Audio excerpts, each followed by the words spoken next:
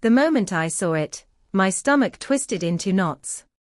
"My kids can wait," my mother said, her voice clipped, almost cheerful, as she gestured toward the dining table. "Your sister's children should eat first. Let them have the best portions." I froze. My husband's hand tightened around mine. Our twins, barely 5 years old, looked up at me with confusion and hunger in their eyes. Across the table, my sister's kids, the golden trio we were always compared to, smiled, oblivious to the favor that had been handed to them before a single bite of food was served.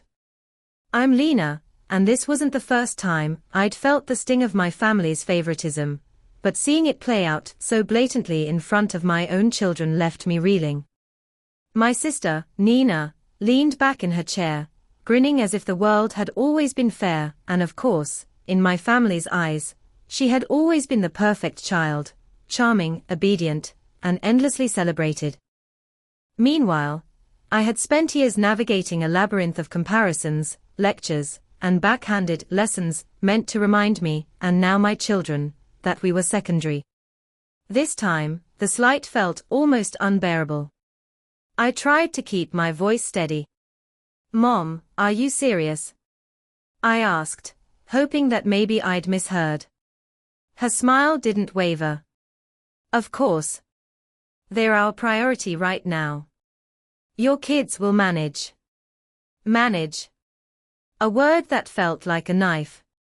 As I guided my children to the side, letting them pick up the crumbs left after their cousins had eaten, I noticed the subtle details I hadn't before. The way my father placed the bigger, juicier pieces of fruit in front of Nina's children. How my mother casually complimented them while glancing at me with a smile that didn't reach her eyes. It wasn't just about food. It was about control, hierarchy, and the message my parents had drilled into the family for years: Nina and her children are first. Everyone else is second. I tried to keep my emotions in check, but a simmering unease began to grow in my chest. Why now? Why this blatant favoritism in front of my children, in what was supposed to be a family celebration? I couldn't shake the feeling that this wasn't just carelessness, it was deliberate. As I sat down with my children, sharing what scraps I could muster, I glanced at Nina's smug little smile. A chill ran down my spine. Something was brewing in this family, something that had nothing to do with innocence or fairness. And I realized, with a knot of suspicion tightening in my gut, this was only the beginning. At first, I tried to chalk it up to a one-time incident, a misplaced sense of priority during a busy family gathering. But the warning signs kept appearing, subtle at first, then impossible to ignore. It started with the phone calls. I noticed Nina stepping away repeatedly during visits, whispering into her phone, her laughter carrying just loud enough for my ears to catch.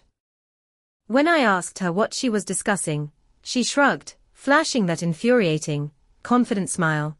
"Oh, just making sure the kids have everything they need. You know how it is." Her tone was innocent, or at least, that's what she wanted everyone to believe. Then came the errands and small favors. My parents would pick up groceries, toys, and gifts for Nina's children, often doubling or tripling what my own children received. Meanwhile, when I suggested splitting the purchases equally, my requests were met with hesitations, sighs, or outright deflections. "We'll see," they'd say, or "We'll get yours next time." Next time. But there never was a next time. Even at school events, the disparity was glaring. Nina's kids were celebrated for every minor achievement, certificates, trophies, and party invitations. My twins' accomplishments, though equal, were quietly acknowledged at best. I tried to reason with myself, maybe this was just enthusiasm, maybe they were proud in different ways. But the recurring pattern gnawed at me. I noticed the family's casual conversations, too. Remarks that seemed harmless but carried an edge: "Your kids can wait, they're resilient." "Nina's children are the priority, don't take it personally." I tried to brush them off, but the words sank into me like slow-acting poison. Emotionally, I was drained. Every gathering left me exhausted, forcing me to smile and nod while swallowing the knot of frustration growing in my chest. I saw the confusion in my children's eyes. Why did their cousins get the first helping, the bigger slice of cake, the better gifts? How could I explain fairness when the adults they trusted modeled inequality so openly? I started noticing the patterns in secret too. Late-night text messages from my parents, carefully worded, instructing Nina to make sure your siblings' kids are patient, or reminding her to be grateful. The language wasn't subtle, it was manipulative. And through it all, the suspicion grew. Something was deliberate here. The way my children were treated wasn't just oversight or favoritism, it felt engineered, a quiet system to remind me of my place. The unfairness was no accident, it was a message. I sat alone one night, watching my twins play with a toy they'd received second-hand, after Nina's kids had already opened theirs. I felt the tight twist of helplessness and anger. The red flags were everywhere. And I knew, deep down, that this family tradition of first and crumbs was only the beginning of something larger, a betrayal that would cut deeper than anyone could imagine. The betrayal didn't hit me all at once. It unfolded slowly, like a trap snapping shut. It began the day my father handed me the family account statements to help plan the kids' upcoming birthdays. I assumed it was routine, a chance to coordinate expenses. But as I scanned the pages, my stomach plummeted. The numbers didn't lie. Nina's children had been receiving generous allowances, extravagant gifts, and even direct deposits labeled as family support for years. Meanwhile, my twins' funds were tied up in a reimbursement system that required receipts, approvals, and endless paperwork. The totals were staggering. The difference in support between the cousins wasn't minor, it was deliberate. Tens of thousands of dollars funneled toward Nina's kids, while my children were expected to make do, even for necessities. I felt like I had been punched in the gut. I confronted my father. Why? Why is there such a huge difference? He looked uncomfortable, but tried to smooth it over. It's just how we're managing resources. Nina's kids have more immediate needs. I could barely keep my voice steady. Immediate needs. They go to the same school, eat the same meals, wear the same clothes. My twins, your grandchildren, are expected to wait for crumbs while theirs get everything handed to them. My mother intervened, her tone calm but chilling. You're overreacting, Lena. It's just how things are done. You should be grateful for what they are offering. Grateful. I felt disbelief turn into anger, and anger into something darker, clarity. This wasn't generosity. This wasn't care. This was manipulation. My parents had weaponized favoritism to control perception, to elevate one branch of the family while keeping mine under scrutiny and limitation. They were creating a hierarchy, and I had just realized how far it went. My twins were collateral in a game of family politics. Everything I had thought was fairness, every smile I had forced, every compromise I had made, it had been a lie. I sank into a chair, heart pounding, hands trembling. The betrayal wasn't abstract anymore. It was tangible, documented in spreadsheets, bank statements, and parental directives. Every memory of birthdays, holidays, and dinners replayed with a bitter, calculated clarity. And then a single thought struck me, sharp as a blade. If they could do this with money, with my children, what else were they willing to manipulate? How many years of my life had I been bending, apologizing, compromising, only to be sidelined and minimized? A slow, simmering resolve began to replace the shock. I couldn't undo the past, but I could prepare for the future. They had underestimated me, as they always had. And when I responded, they wouldn't just regret the betrayal, they would pay for it. I didn't know exactly how yet, but one thing was certain, the game had changed. This wasn't about Crumbs anymore. It was about justice. That night, I couldn't sleep.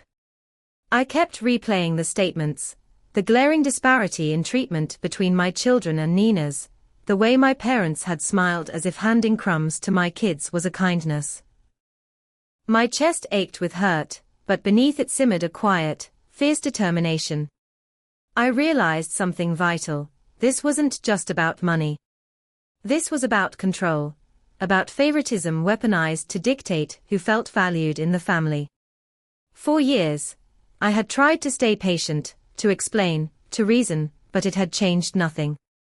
My parents didn't see fairness. They didn't see love. They saw hierarchy, and they had placed me and my children at the bottom. And yet, that realization sparked something else. If they could manipulate finances and affection, they had also left traces, patterns, words, documents, and predictable behavior. That meant there was a way to fight back, a way to reclaim what was ours without losing control or dignity. I thought about my twins, their innocent faces, and the unfairness they had already absorbed without understanding. Their laughter, their curiosity, their excitement at holidays and meals, it had been tainted by favoritism before they even knew what it was. I couldn't let this continue. I couldn't allow my children to grow up learning that some lives were worth more than others, even within a family. The trigger moment came when I remembered the last dinner, watching my children pick at leftovers while Nina's kids devoured everything first. I had felt powerless then, but now I understood that power was never about anger. It was about preparation, observation, and action. I would no longer react impulsively. I would act deliberately. I made a mental plan. Step 1, gather evidence. Step 2, document every instance of favoritism, every financial discrepancy, every casual remark that exposed the truth. Step 3, build a strategy that would ensure my children's fairness and expose the inequity in a way that couldn't be ignored. For the first time in months, I felt a surge of energy and clarity. The hurt was still there, yes, but it had transformed into resolve. I would not allow my family's manipulation to dictate my children's happiness, or mine. I whispered to myself in the quiet of the night, they think they can control us. They think we'll wait for crumbs. They are wrong. From that moment on, I was no longer the powerless daughter. I was a strategist, a protector, a force to be reckoned with. The game had changed, and the next move was mine. I would fight for justice, for my children, for myself, and for the truth, and I would win. I didn't confront them. Not yet. That was the first and hardest part, learning to stay quiet while everything inside me screamed. Instead, I watched. I listened. I documented. Every family dinner became an observation room. I noted who was served first, who got seconds, who was told to wait. I wrote down exact words my parents used: they are older, they need more, yours are patient. I tracked dates, times, and witnesses. What once felt like small slights now formed a clear, repeating pattern. Next came the money. I requested copies of family support records under the excuse of planning equally for the cousins. My parents didn't hesitate. They never thought I'd question them. That was their mistake. I photographed statements, saved emails, and highlighted transfers marked for Nina's kids, school extras, food allowances, holiday budgets, while my children's names barely appeared, and when they did, it was minimal. Conditional. Delayed. Then I set the trap. I suggested a big, family unity dinner. A celebration. I told my parents it would be good for the kids, that I wanted everyone to feel equal and loved. They were pleased, smug, even. Nina agreed instantly, confident as ever. To them, this was just another chance to reinforce the hierarchy. Behind the scenes, I prepared. I printed everything. Charts showing unequal spending. Timelines of favoritism. Screenshots of messages instructing me to make my children wait, or understand. I even recorded a phone call, legal where I live, where my mother casually said, "You know Nina's kids come first. Yours will learn patience." Still, I said nothing. I smiled. I brought food. I let them believe they were winning. The tension nearly broke me. Watching my children be treated as less, knowing I could stop it, but choosing not to yet, felt cruel. But I reminded myself, this wasn't revenge fueled by rage. This was protection fueled by truth. One strike. Clean. Unavoidable. Meanwhile, my parents doubled down. They praised Nina loudly. They corrected my children sharply. They acted exactly as they always had, confident, careless, blind to the fact that every move they made was sealing their own exposure.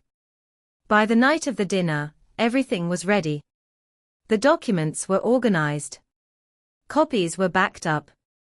A neutral third party, an uncle they respected, had agreed to attend. As I set the table, my hands shook, not from fear, but from anticipation. They thought I was still waiting for Crumbs. They had no idea the table was about to be flipped. The family unity dinner started like any other. Nina's kids ran ahead, grabbing the biggest portions of dessert. My children sat patiently, their plates half empty, while my parents beamed, proud of the hierarchy they had so carefully maintained. I smiled along, silent, patient. Then, at the perfect moment, I stood. "Before we eat, I'd like to show everyone something," I said, calm but firm, holding a thick folder. My parents' smiles faltered. Nina tilted her head, puzzled. I opened the folder and began to lay out the evidence I had collected.